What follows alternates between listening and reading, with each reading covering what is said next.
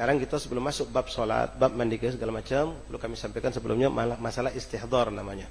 Apa itu istihdar? Sikap bagaimana kita ketika menghadapi wong nak meninggal.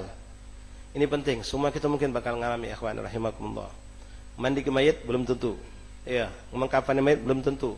Paling kita melok nonton, melok nyengok, melok nyiram paling. Tapi ini boleh jadi kita menghadapi. Nah, ketika kita menghadapi ada orang yang hendak sakaratul maut, ini yang harus kita lakukan. Jangan sampai kita lalai. Wallahi ikhwan, ini penting. Kenapa? Detik-detik terakhirnya dia itu. Barangkali detik-detik terakhir itu kita bisa memberikan pertolongan agar dia mendapatkan puncak husnul khotimah. Tapi kalau ahli keluarga lalai galau bahkan melakukan kesalahan, boleh jadi dia dalam keadaan saat hendak wafat itu dalam keadaan sempit yang luar biasa. Ini harus kita hidupkan suasana keadaan yang membantu mayit itu meninggal dalam keadaan husnul khotimah. Ini penting diperhatikan. Jadi kalau kita melihat ada orang atau sudah ya, vonis dokter itu boleh dipercaya, boleh tidak, boleh ajal di tangan Allah. Cuma kadang-kadang kita ada tekan, kita ada perasaan, atau kita sudah memang pengalaman melihat orang sudah, karena dulu sudah pernah ngadep yang meninggal 2-3 kali. Jadi pas nggak ada keadaan sikap tuh, hati kita ini ngomong, oh tidak lama lagi pecahnya. Ya, kita bukan kasyaf, cuma tajribat. Ya, kita pernah ngalamin sebenarnya kita bisa mengetahui. Nah, apa yang kita lakukan? Sikap kita. Nah, ini penting. Ya, kita bukan wali. Kalau wali Allah banyak wali Allah yang tahu si fulan bakal meninggal, si fulan belum meninggal. Ini cerita banyak kita dapatkan termasuk di Palembang sini. Ya, ketika minhum ya Habib Ali bin Ahmad Bahzin radhiyallahu an. Ketika beliau mampir ke mengunjungi Habib Abdullah bin Syekh Bakar bin Salim atau dikenal Habib Nang, ibunya abahnya daripada kakeknya Ustaz Nagib, Ustaz Umar bin Aziz, abahnya dari Ustaz Umi Kulsum. Di 13 Sele itu wali min kibar auliya sholihin.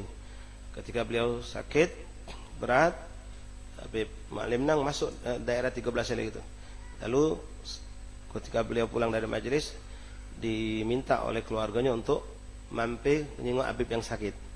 Minta didoakan biar Habib ini panjang umur, sehat wal afiat. Ketika Habib Ali masuk ke situ, Habib Ma'lim Nang masuk nyengok, dan beliau ya dengan izin Allah, beliau dibukakan Allah hijab, beliau tahu dengan keadaan.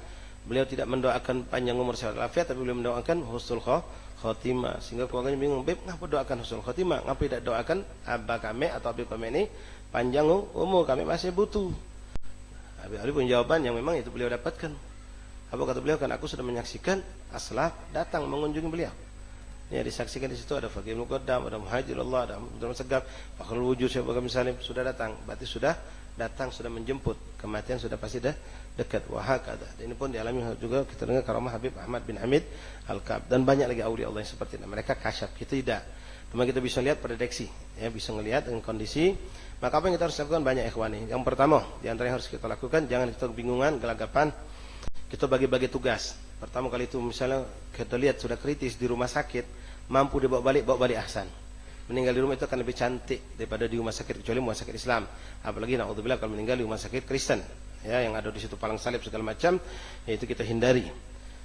Nah, katakanlah ini keadaan di rumah, keadaan di rumah. Yang harus kita lakukan pertama, di bilik itu hilangkan semua foto atau gambar-gambar yang akan mencegah malaikat Allah masuk. Ada foto-foto, kalender, gambar-gambar betina, tak benar segala macam itu tinggal, hilangkan. Gambar-gambar, foto-foto kudo segala macam yang nampak, ya, lukisan-lukisan itu buang. Hilangkan kalau. Jangan ada nempel di rumah kita atau foto zaman jahiliyah. Zaman jahiliyah itu tolong ikhwani, kamu sekarang sudah betina-betina kita, istri kita sudah berjilbab, bahkan bercadar. Jangan lagi tempel ke bini kita waktu belum bercadar di ruang tamu gambarnya. Lebih bagus lagi bukan waktu dia belum bercadar, belum berjilbab, masih nempel nganten dulu. Memang gadisnya. Jangan, itu singkirkan, masuk ke bilik kita baik. Nah, foto-foto seperti ini juga, muka aurat seperti ini singkirkan. Jangan ada. Kemudian cegah jangan ada orang yang bukan muhrim ikut masuk. Yang bukan muhrim jangan boleh masuk. Ketika saat sudah kita lihat ini sudah mendekati sakaratul maut. Jadi yang masuk itu gorobah. Ahli baitnya, keluarganya yang tidak ada yang bukan muhrim di situ. Besan, ya, segala macam. Tidak usah masuk dulu, minta maaf. Karena ini juga akan membuat mungkin keadaan tidak jadi indah. Kemudian lalu siapkan di situ orang-orang yang kita bagi tugas. Ada yang mentalkinkan, ada yang baca surat Yasin dan surah Ar-Ra'd. Surah Yasin, surah Ar-Ra'd. Berbagi tugas, baca bagian kepalanya. Lalu ada yang mentalkinkan. Ada yang mentalkinkan. Nalkinkan jangan cara kita nih kadang-kadang pas bagi itu kita lakukan, bah ngucap bah ngucap bah. Ngucap apa gitu ya? Ya. Bah ngucap bah sampai kita goyang-goyang kenapa kita ngucap bah. Nah ini salah, apa dia ngucap apa? Dia lagi sagon langsung ditalkinkan ikhwan, ya, langsung ditalkinkan. Nah ya habada wallah ikhwan, kalau pacak cari orang yang lidah bersih. Yang mentalkinkan ini kalau pacak cari orang yang lidahnya bersih, bukan orang yang suka melakukan suatu dosa dengan lidahnya. La dakhal wala kharaj, tidak dengan sesuatu yang haram masuk atau syubhat, tidak perlu disuka melakukan sesuatu yang ucapan-ucapan yang kotor. Ahli zikir kalau baca di antara kita. Kalau tidak panggil siapa yang orang kita kenal orang ahli khair, ahli salah. Kalau tidak kata galau siapa yang ngado silakan tidak apa-apa. Ya, ditalkinkan. Nah, talkinkan langsung baik. Dekat ke telinganya, telinga kanannya ucapkan la ilaha illallah. Sambil perhatikan mulutnya. Kalau dia sudah kita lihat ada suara menjawab la ilaha illallah, ya, tak disambung Muhammad Rasulullah tak apa-apa. Yang penting sesuai hadis Nabi sallallahu alaihi wasallam juga Nabi mengatakan siapa yang akhir hayati, di akhir kalimat hidupnya mengucapkan kalimat la ilaha illallah, dakhalal jannah. Kadang-kadang orang sudah dalam keadaan berat, dia mampu cuma la ilaha illallah sudah cukup. Tidak harus kita paksakan Muhammadur Rasulullah. Kembali kepada hadis Nabi tadi. Walaupun syahadatan kita tahu la ilaha illallah Muhammadur Rasulullah. Nah, ketika antum sudah menyaksikan ini orang sudah mengucapkan, maka stop, jangan dibimbing lagi. Sudah. Terus perhatikan mulutnya. Kalau ternyata pas sudah diucap dari la ilaha illallah, melok dia. La ilaha illallah. Dengar lagi. Aduh. Nah, terucaplah kalimat yang lain lagi, maka berarti la ilaha illallah tadi bukan akhir kalimat. Maka talkinkan lagi. Talkinkanlah lagi. Jadi dijingai, sudah talkin itu dijingai. Kalau dia terucap lagi nyebut nama wong, berarti bukan akhir kalimat ini sudah. Maka talkinkan lagi la ilaha illallah. Kalau memang berat untuk dia, maka kalimat lafaz jalalah Allah. Allah dibacakan seperti itu. Ya, dibacakan sampai dia mampu untuk mengucapkan itu. Kalau memang ini orang khair, min ahli khair, ahli shalah, maaf ikhwan, moga dia tuh hidupnya peka. Hidupnya tidak bisa dengar, tapi inti bisa talkinkan dan bisa dengar. Dengan izin Allah. Kalau memang dia orang baik, dia orang soleh, apalagi mentalkinkan juga orang baik dan orang soleh. Ikhwan rahimakumullah, kemudian perlu kita perhatikan lagi, kalau memang beliau ini sudah kelihatan mau meninggal dunia, cepat lepaskan apa-apa yang palsu pada dirinya, selagi tidak merusak, termasuk gigi palsu, lepas ke. Dia punya cincin, apalagi yang sekat bukai, emas bukai, yang jelas yang bukai keluarga dekat, ya bukan wong luar. Keluarga dekat, ada saksi, bukan kita dewean, jauhkan dari fitnah. Lepas ke galau nih. Kalau kita sudah tahu keadaan ini sudah mendekati sakaratul maut. Ada gigi palsu, lepasi. Tapi kalau gigi itu permanen, jangan. Biarkan. Kalau gigi itu permanen, biarkan. Ya. Makiapol itu yang selipan di mata itu. Mutino demen maki itu. Shopping apa dia? Soplan. Oh, bukan subsiteng bukan. Soplan. Ya. Mengapa nak maki macam-macam itu? Ya, Allah sudah tunjuk kau mata asli. Tahan kau tipu di kau. Tiap pagi jengok mata aku cantik. Kau dah nipu di kau. Banyak betina model macam itu. Alhamdulillah sebagian malah karena virus dia. Yang malah mendapatkan keburukan. Sudahlah Allah yang tercantik itulah. Biarlah cantik di mata Allah. Jaga mata dari mandang maksiat. Terangi mata dengan melihat Al-Quran. Memandang wajah orang tua. Maka indah mata kita di mata Allah. Indah di mata Rasulullah. Bukan indah di mata manusia.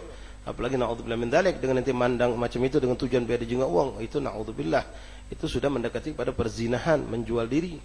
Ya, bersolek berdandan biar dijenguk uang, na'udzubillah. Jadi apa yang palsu dikeluarkan, dilepaskan. Kemudian tadi juga cincin kalau mampu yang sekat-sekat itu, lupasin dari sekarang. Kemudian kalau kita lihat kuku panjang, kalau mampu potonglah mumpung dia belum mengalami yang namanya wafat. Kalau sudah wafat tidak bisa dipotong lagi. Dan ketika memandikan mayit, kuku panjang itu mayit akan merasa kesakitan. Jadi jangan suka memelihara kuku panjang. Nah, ikhwan rahimani rahimakumullah, jadi terus dilakukan. Ada yang mentalkinkan, ada yang baca surat, sudah ada baca Yasin. Sudah galau silakan. Pancing rahmat Allah. Dengan apa? Mau baca rotib silakan, baca qasidah silakan, baca salawat silakan. Pokoknya dipancing rahmat Allah agar malaikat Allah itu kumpul, arwah salihin juga kumpul, bukan sebaliknya, naudzubillah. Jangan cuma terangisan baik gaung. Tidak benar yang macam itu. Nah, sudah sampai nanti kalau kita dapatkan mayit ini meninggal. Nah, sebelum itu maaf ya. Kita bantu lagi juga dengan cara, termasuk ini sunnah Rasulullah SAW, yang mana ketika Rasulullah melakukan itu, Rasul melakukan sendiri. Yaitu mayit itu diusap mukanya dengan air zam-zam. Sambil baca salawat. Kalau memang tidak kata air zam-zam, air biasa jadilah. Diusapkan. Ya, diusapkan ketika nazar itu. Ini sunnah Rasulullah SAW. Kemudian kalau mayit itu sulit untuk mengucap, sulit terbuka mulutnya, juga disunnahkan gunakan siwak.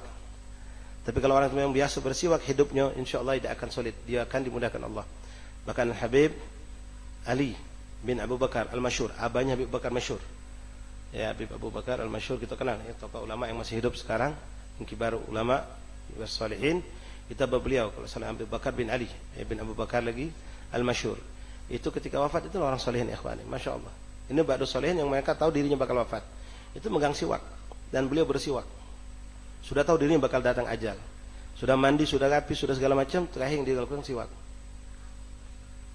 Kalau saya bersiwak, subhanallah, lalu dia mengucapkan kalimat tahlil la ilaha illallah, dia diwafatkan Allah sementara siwak masih di tangannya. Shallu ala nabi. Wallah, kebanggaan di hadapan Rasulullah. Siwak masih di tangan di akhir hayat. Tapi apa jadinya kalau di tangan kita sesuatu yang diharamkan Allah? Meninggal remote di tangan, meninggal rokok di tangan, meninggal sesuatu yang buruk di tangan kita. Nauzubillah. Hadza haula shalihin. Ya, siwak dan siwak masih di tangan beliau. Itu luar biasa. Meninggal dalam keadaan bersiwak. Nah, kalau kita dapatkan orang yang susah meninggal, ya. Nazak dak meninggal, mbek siwak. Ya, kalau ada siwak yang masih baru, ahsan. Kalau itu memang keluarga inti dewek, pakai punya inti tidak apa-apa. Ada air zam-zam, celup air zam-zam. Sambil salat. Insyaallah akan keluar ruh dengan gampang biidznillah. Akan keluar ruh itu dengan gampang dengan izin Allah Subhanahu wa taala. Wallahu a'lam bishawab. Mengingat waktu, insyaallah kita lanjut lagi. Masih ada beberapa hal yang kita harus lakukan ketika mayit itu sudah meninggal, apa yang kita lakukan. Kadang-kadang kita ini tidak ngerti. Mayit meninggal sudah kita talak ke sampainya terkengkeng. Ya, pas nak dimandikan susah, nak diangkat berbagai repot. Jadi ada trik-trik yang harus kita cepat lakukan. Kalau wong kecelakaan itu ada pertolongan pertama. Nah, wong meninggal juga ada tindakan pertama yang harus kita lakukan. Ya, agar tidak bersalahan. Wallahu a'lam.